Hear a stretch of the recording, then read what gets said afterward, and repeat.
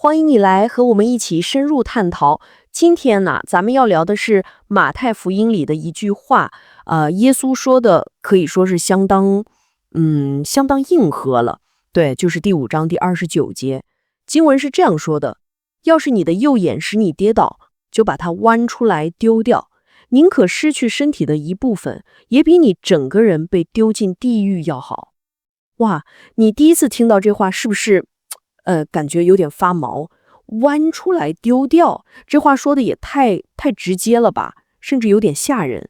很多人读到这儿，第一反应可能就是震惊，或者有点不舒服。耶稣难道是叫人自残？这个反应太正常了。说实话，这节经文确实是圣经里头怎么说呢，最让人有点摸不着头脑，也具挑战性的经文之一了。那个冲击力确实很强。对，所以咱们今天不是要纠结说耶稣是不是真的希望人去伤害自己，这个肯定跟他其他的教导是对不上的。咱们得弄明白他用这么极端的话，这个重锤到底想敲醒我们什么？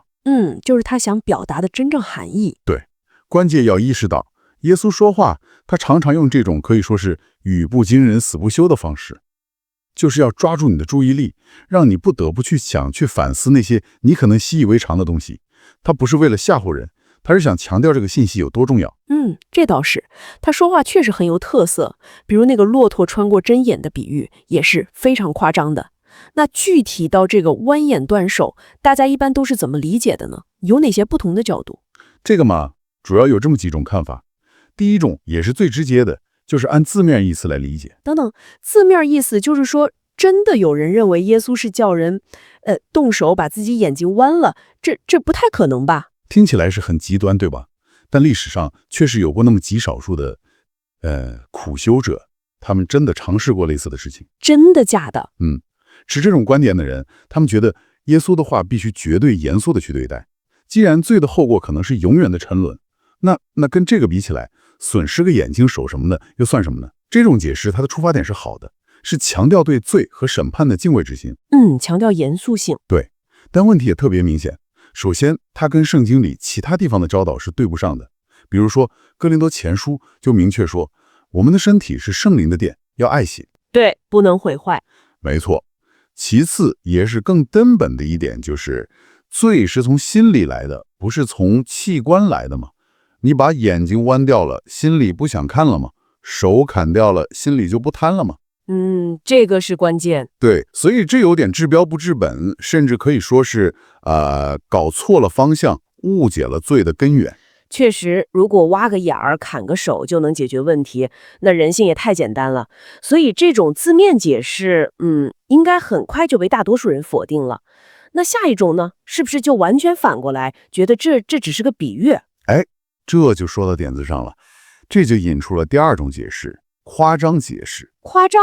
对，就是认为耶稣用了非常夸张的手法，像个厉害的演讲家一样，用最震撼的语言来强调罪有多严重，还有就是说对付罪得有多么彻底的决心。这种解释的好处在哪儿呢？他跟耶稣一贯的风格很像，他说话很生动、很形象，有时候就是故意说的很夸张，让你印象特别深，忘不了。就像刚才说的，骆驼穿针眼，重点不是骆驼和针眼，而是那个困难程度。完全正确，目的就是那个强调富人进天国有多难。所以剜眼断手也是，重点不在动作本身。这听起来合理多了。不过我在想，如果只把它看成是夸张，会不会反而让我们就是有点放松警惕了，觉得他就是说说而已，可能没那么严重。你这问题提得非常好，特别关键。这恰恰就是单纯的夸张解释它可能带来的一个风险。如果听的人只是觉得这是一种修辞手法，那就可能忽略了耶稣话里那种不容商量的严肃性和紧迫感。对，可能会打折扣。是的，可能会让人觉得既然是夸张嘛，那我稍微注意点就行了。这样一来，那个真正要抗战罪的行动力可能就减弱了。这确实是个平衡的问题，既要避免字面理解的那个荒谬，又不能把原文那种力度给丢了。那是不是还有更侧重乡政意义的看法？有的。第三种就是乡政意识。这种看法认为眼睛和手指的不是咱们生理上的器官。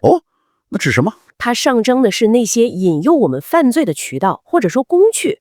眼睛代表我们看的东西、接受的信息，还有因此产生的欲望。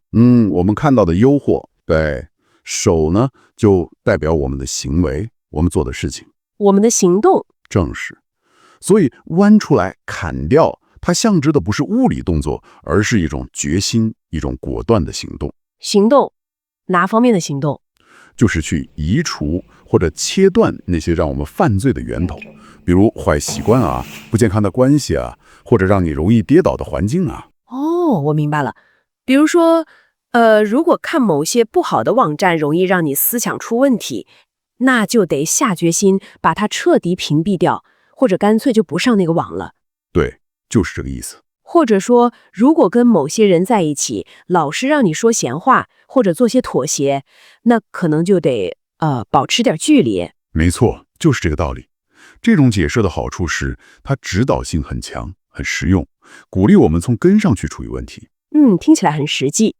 但它也有个挑战，就是耶稣用的词，你看，剜、砍，多激烈，多暴力啊！如果只说移除影响，感觉是不是有点太平淡了？对，有点温柔了，是吧？可能没有完全传达出原文那种就是斩钉截铁、不惜一切代价的那个劲。感觉这几种解释吧各有道理，但好像都差了那么一点点，没能完全抓住耶稣想表达的那个张力。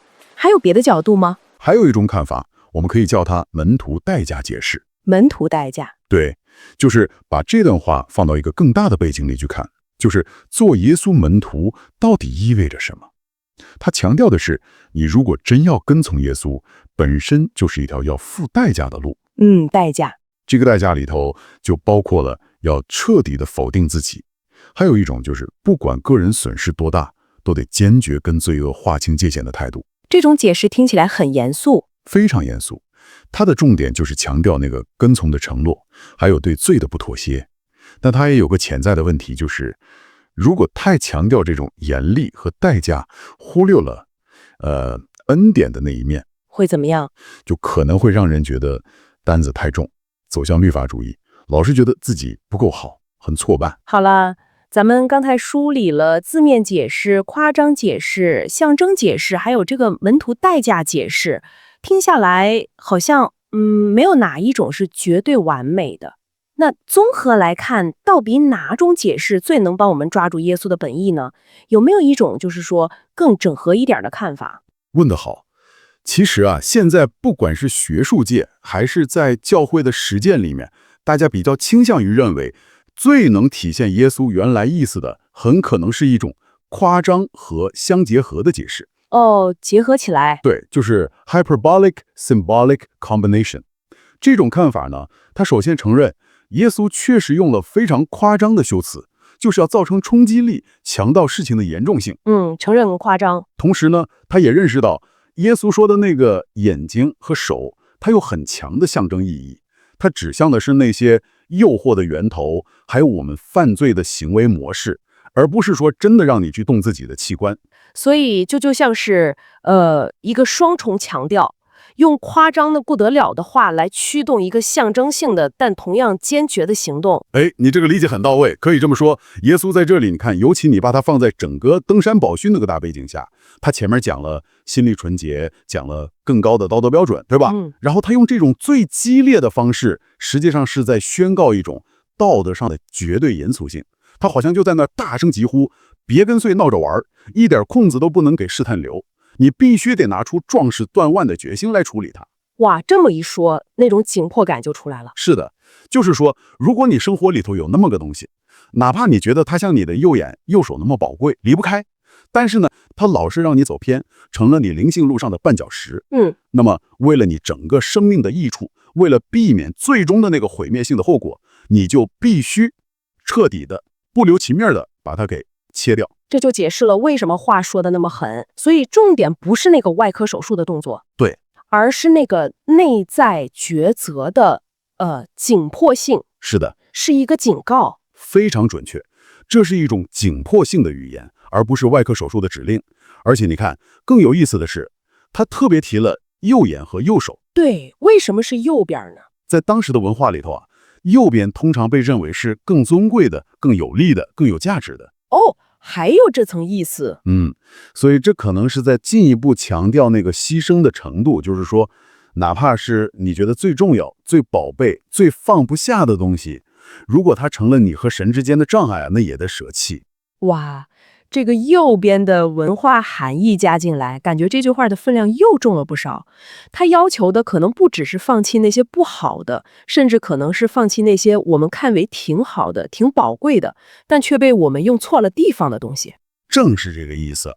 所以你看，耶稣在这里真正呼召的不是让你活在恐惧里，做一个战战兢兢的完美主义者。那是什么？他要的是一种积极主动的态度，是一种愿意为了追求圣洁而付出任何代价的决心。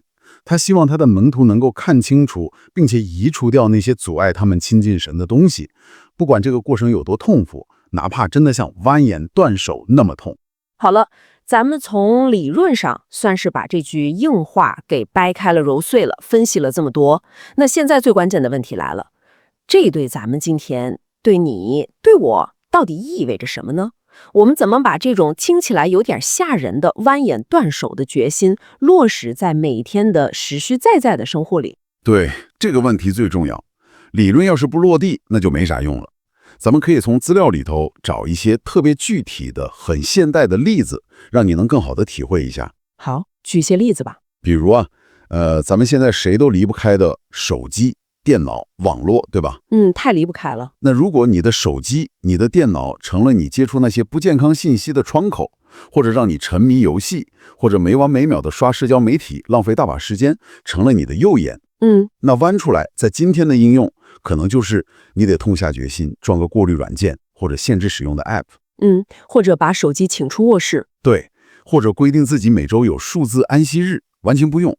甚至如果某个平台让你特别沉迷，那就彻底把它账号注销了。哇，注销账号这个决心可不小。是啊，这个过程肯定不舒服，但这就是必要的属灵手术。这个例子太真实了，估计很多人心里都咯噔一下，觉得自己可能需要动这个手术，听着就挺难的。的确不容易。再举个例子，人际关系。人际关系，对，可能有些朋友或者你常待的那个圈子本身没什么大问题，但是你发现只要跟他们在一起，你就特别容易说人闲话，或者抱怨，或者跟人攀比。或者在信仰上妥协。对，或者在一些原则问题上，你就跟着妥协了。那这个时候砍掉右手，可能就意味着你需要设立更清楚的界限。界限？是的，或者要有智慧地少跟他们混在一起。甚至在极端情况下，为了保护你自己的灵性健康，你可能真的得选择保持距离。这不是说你不爱他们或者论断他们，这是对自己负责。这确实需要很大的勇气，还有智慧去把握那个度。很多时候我们怕被说不合群，怕孤单，这就是挑战所在。再来一个例子，关于消费和物质。钱和东西。对，如果那个购物的欲望，或者对名牌的追求，或者对钱本身的渴望，正在一点点吞噬你的心，让你变得越来越贪婪，越来越焦虑，甚至为了买东西背上一身债。现在这种情况不少见。那砍掉右手，可能就意味着你得把手机里那些购物 App 删掉。删 App？ 对，或者把信用卡剪了，或者至少改变用法。有意识的去过一种更简单的生活，把更多的钱和精力用在分享和帮助别人上。这些例子都非常具体啊，确实是把一个好像很古老、很遥远的命令，一下子拉到我们每天可能都要做的选择。所以听下来，贯穿这些例子的核心思想就是，绝对不能对罪和试探掉以轻心，不能容忍那些哪怕看起来不大，但却在持续地腐蚀我们内心，破坏我们跟神关系的东西。对，耶稣用那么激烈的比喻，其实就是在提醒我们，那个属灵的健康和纯洁，比我们暂时的舒服方便，或者比那些我们紧抓不放、觉得很重要的东西，要宝贵的多得多。是这个意思。这就需要我们做一些可能很艰难，但绝对必要的决定。你总结得特别好。说到底啊，耶稣这句听起来很硬的话，他最终的目的不是要我们去伤害、去残害自己的身体，那是什么？恰恰相反，他是要我们通过移除那些真正毒害我们灵魂的东西，来实现我们灵性上的医治和完整，让我们变得更健康、更健全。咱们再回到经文本身，也许真正的重点不是失去眼睛这个动作，而是为了重新获得属灵的视力。属灵的视力，对，就是能够清清楚楚地看见到底什么是短暂的诱惑，什么是永恒的价值，什么是看起来好像挺重要，但最终会带来毁灭的，而什么东西是需要你付出代价，但却能带来真正生命的。耶稣好像在说，丢掉那些让你摔跤的东西吧，哪怕你再喜欢它，再觉得少不了它，那也比你整个生命最终迷失在罪里落，跟生命的源头断开连接，要好太多太多了。这么深入聊下来，感觉这句经文不再只是让人觉得害怕或者震惊了，它更像是一种沉甸甸的、非常严肃的呼召。是的，它在挑战我们每一个人，去看看自己生命里是不是有些角落是我们一直不太愿意去碰的。那么在我们今天讨论快结束的时候，就留给你一个问题，一个可能需要你独自去面对和思考的问题。在你个人的生活世界里，有没有那么一些你可能一直假装没看见，或者下意识的在为它找理由的右眼或者右手？它可能是一种习惯，一段关系，一种你喜欢的娱乐方式，甚至可能是一种思维定式。你想想看，他们是不是正在可能很微妙地，但却持续地模糊你的属灵焦点，阻碍你更深地去经历那种丰盛的生命？也许这正是你需要进行属灵手术的地方。这个问题没有标准答案，需要你自己诚实地去反思、去探索。非常感谢你今天和我们一起进行了这次深入的研究。